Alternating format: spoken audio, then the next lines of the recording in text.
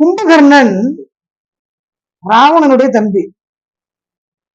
நம்மள பல பேருக்கு நன்றாக தெரிந்திருக்கும்.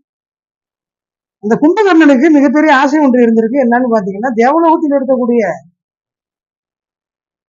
தேவேந்திர பதவி, அதாவது இந்திரனுடைய ஆசனத்தை பெற்றுவிட வேண்டும் என்று அவன் விரும்பியிருக்கிறான். அதனால பிரம்மாவை நோக்கி கடும் தவம் புரிய ஆரம்பிச்சுட்டானா. அவனது கடும் தவத்தை நிச்சய பிரம்மா அவன் முன் தோன்றி என்ன வரம் என்று கேள் அப்படின்னாராம். பிரம்மாவை நேரில் கண்ட மகிழ்ச்சியில் கும்பகர்ண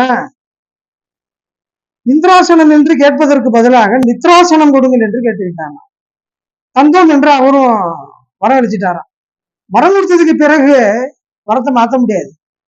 அப்புறம்தான் கும்பகர்ணன் வருந்துறானா, ஐயோ இந்திராசனம் என்று கேட்பதற்கு பதிலாக நித்ராசனம் என்று கேட்டு விட்டோம் என்று. அப்புறம் என்ன, பல ஆண்டுகள் தூங்கிக்கிட்டே இருப்பானா. எனவே நாம் ஒரு குறிக்கோளை அடைய வேண்டும் என்றால் விழிப்புணர்வுடன் இருந்து அந்த குறிக்கோளை அடைய வேண்டும்.